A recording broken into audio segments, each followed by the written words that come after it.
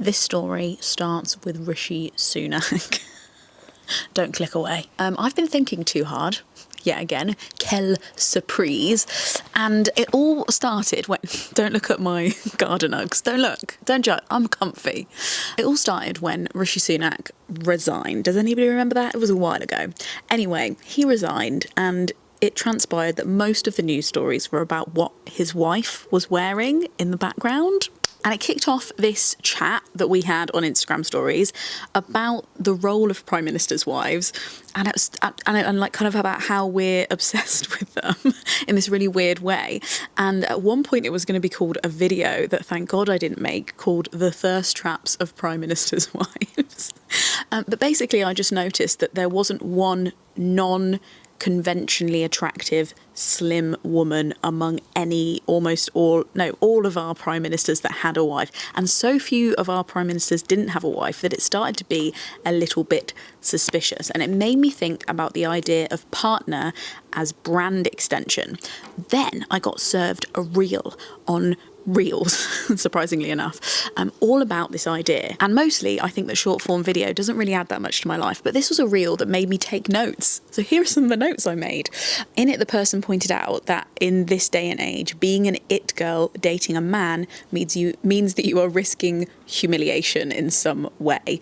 And there's this kind of extension of fear as we share our relationships more widely than just our friendship groups, that the risk isn't only just embarrassment, but also on some kind of wider public brand defamation, like complete destruction of the ego itself, which linked, as the real person said, and also I say, and had been thinking about for a while, the Sabrina Carpenter song and why it got so big, Please, Please, Please, because her line in that song that is so huge is, heartbreak is one thing, my ego is another. And it's a song not about being scared of being hurt or heartbroken, but of being humiliated by a man.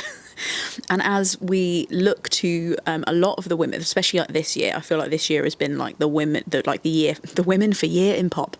The year of women in pop, and who their heterosexual partners are, if they have them, and whether we agree with that or not. And that song really speaks to that idea. The reel talks about the fear that your relationship is going to alienate you from your female audience, just because like the man that you're dating goes on a podcast and is seemingly ungrateful or says something a little uncouth or not acceptable or ignorant or seems just a little bit silly, that we've started putting women on pedestals and we're willing to take them down if they accept treatment from a man that we don't deem acceptable, and therefore by extension judging women on how they are treated by men. Which again, yeah, when she said it like that, I was like, yeah, seems a bit sketchy. And that links, I think, to me, to this kind of social media trend of women in heterosexual relationships putting like videos or pictures of their partner online and being like describing their green flags or their beige flags. And I don't know if you've noticed, but some of the green flags are just normal things that all people should do in relationships. And it's kind of like almost become like a weird flex to date somebody who is male who is nice. And that shouldn't be a flex. That's worrying. But I'm also happy for them on some level. Hello, I am rudely interrupting this video instead of an ad read to tell you about my little side project, my little baby positive panic patches.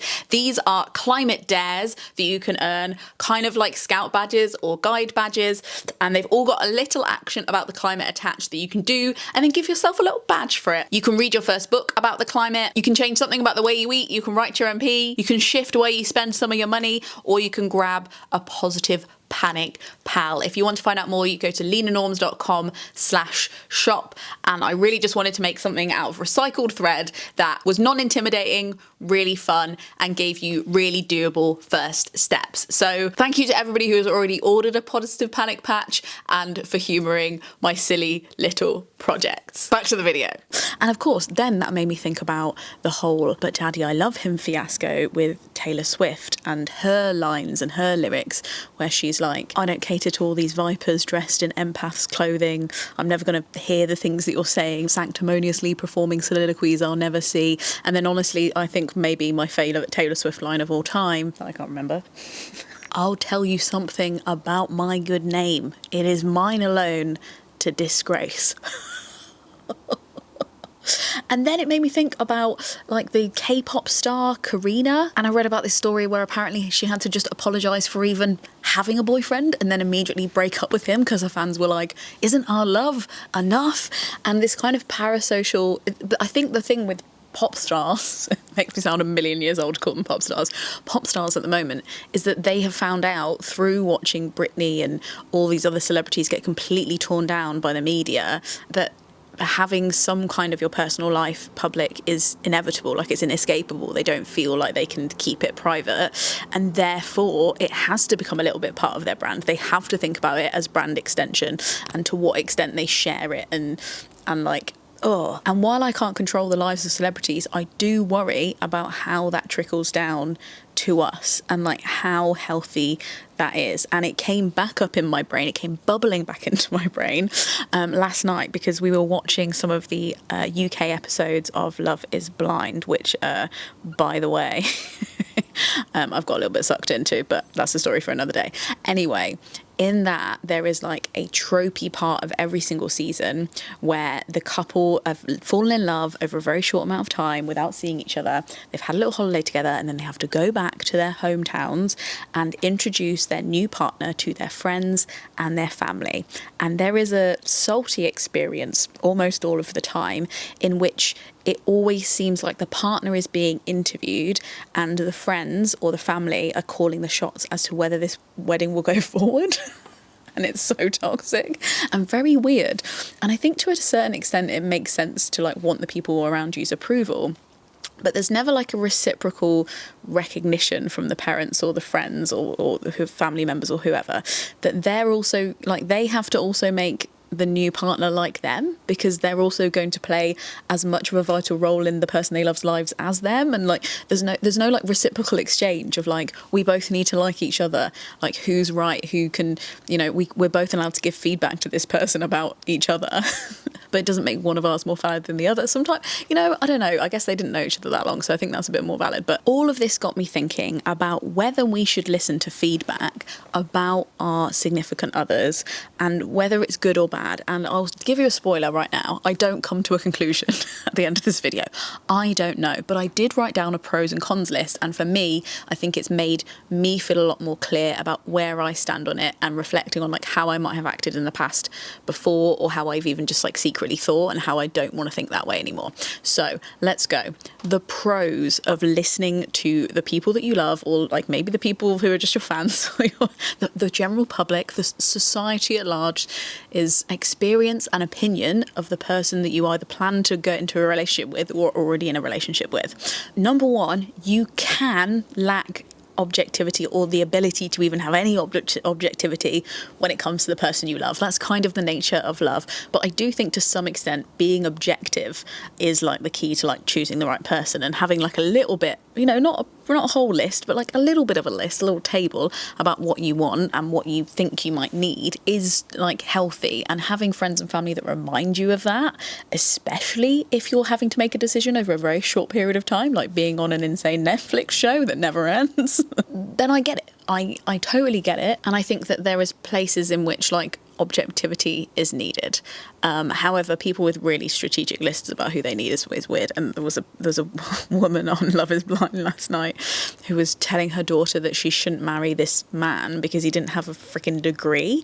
And she was like, sometimes uneducated people are very hard to communicate with. And that was like very shocking. So I think there's also like an element of like the people around you's prejudices that can come into like that, like for that, in that example, classism, but there's lots of other kinds of prejudices that like you might not have yourself, and then you're like accidentally absorbing from the people around you. And the second one is, especially when it comes to people who are dating men, some men are awful and it needs pointing out, and we sometimes don't notice. That is a seemingly a historical and literary trend that has been going on forever. So I do think in some level it's valid to recognise that, but I also don't like the trend of like, it's not even a trend. I think we're overusing the word trend here. I don't like the tendency to over-interrogate the women who have dated men who are objectively awful. Two big examples spring to mind right now, but if you don't know what I'm talking about, I'm not going to bring that to your door. But I think we all fear that moment of dating somebody and then breaking up with them and then everyone being like, oh, I knew it. I've actually experienced that in my life before and it didn't feel good. Where everyone's like, oh, I knew, I never liked him. And I'm like, could you not have maybe hinted at that to me? I mean, it's kind of respectful to not, I guess, but at the same time, it's weird. It makes me think of this song that I really like called Spinach in My Teeth. Oh yeah, I've got the lyrics here. 5 years and a really gross month is a fucking long time not to tell someone. Did everyone know, everyone but me, that I've been walking around with spinach in my teeth? And then we come to my much longer list of cons. Actually, no, it's not that much longer. It's like 3 instead of 2.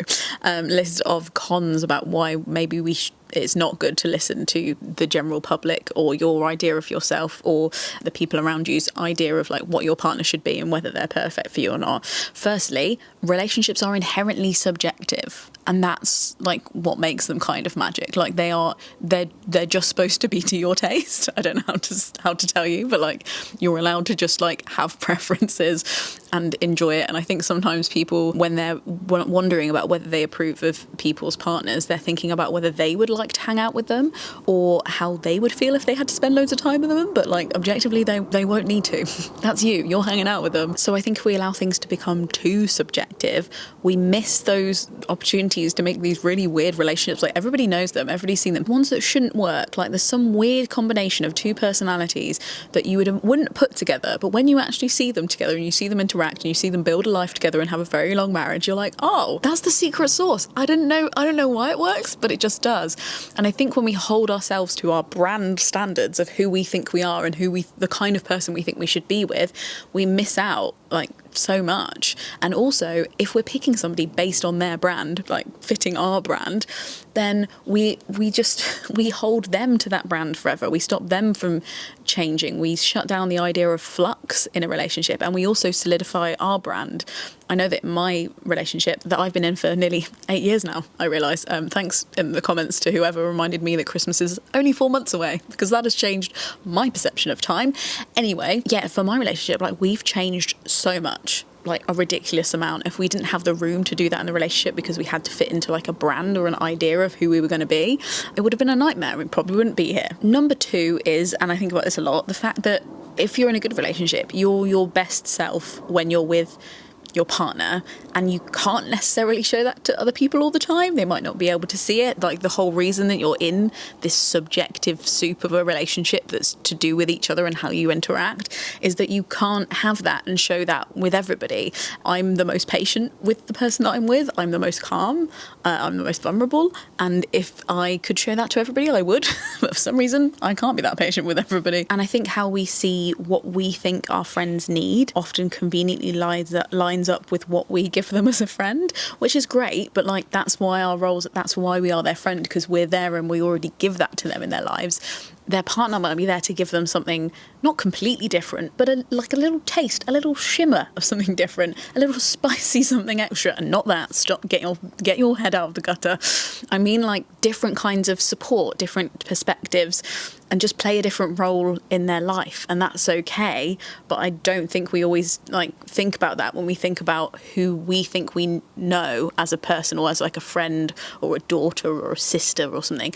Like we think we know them, but we only know our relationship to them and how they interact with us. We don't know like the whole person, because nobody ever can, even our partners. And thirdly, I think we need to pick our own Overton window of like how different we're willing for our partner to be to us. And I think there's a very low tolerance for that when it comes to what our friends or our family or the fans, if we have any, if you're Taylor Swift, think that you need. All of those people have an idea of your perfect partner being somebody who is similar to you or has exactly the same beliefs or practices or habits and like ways of doing life. And an Overton window is, I apply it personally, but it's more of like I think it's like a political term where it's like, you know, what would the general public accept as okay and what would they think is radical? But I find it really useful to think about that in myself, like what's radical for me and what's okay. And I think we all need to pick that for ourselves, because I'm also somebody who is probably, for some of you, incredibly left-wing, and for others of you, not left-wing enough. But I'm left-wing in the way that I don't aspire for a world where the left win and then rule our world or our country and just tell all the right-wing people what to do. I'm left-wing in the way that I'm like, I want everybody to eventually start to agree, and there will be differences and there will be ways that we disagree still, but I'd like everyone to just kind of get a bit more on the same page, and the only way that we do that, it's called consensual ruling, is by relating to each other and having a more coherent society. And I don't think we should limit that when it comes to relationships. I think it's okay to have different opinions when you're in a relationship. Depending on the opinion, obviously there are some, you can probably think of yourself, that definitely off limits, but it's okay to date somebody who has slightly different political opinions to you, or is from a different religion, or, you know, I think that is part of community cohesion, as long as in the relationship you understand what the alchemy is. What am I trying to say? Like what the elements are that make it work, and they're strong enough. I think it's okay if there are differences, and I think we're becoming less tolerant of that as we spend more time on the internet. Although, like, anybody who does actually know anything about history will probably prove me wrong and say, yeah, it's probably always been like that. But it does seem particularly like we were moving in a positive direction, and then slightly we start to move in a negative direction again when it comes to the way we treat famous people and how we think they should date. Conclusion is, I don't know. I agree with my pros. I agree with my cons. All I can say is that Sabrina and Barry, I'm very happy for you. Please, please, please don't break her heart, Barry. And then also, speaking of parasocial relationships, and then also, like, don't treat yourself like a brand. You're not a brand. Don't make decisions that way. Make decisions with your actual head and your heart. Not what you think other people would perceive as like your vibe. We should also probably stop judging women on how they are treated by men. It's a good thing to just put on your Pinterest board. Remind myself of that all the time as well when I'm reading weird articles online. And then finally, whether we're a fan or like an actual real life friend, I think the aim should be to support people in making their own choices and not trying to make them for them. Thank you so much for watching this video. It was a weird one, I agree, but if you enjoyed it, you might want some of these videos. They're also where I have little brain farts about the world. If you like this video, you might want to join the Gumption Club.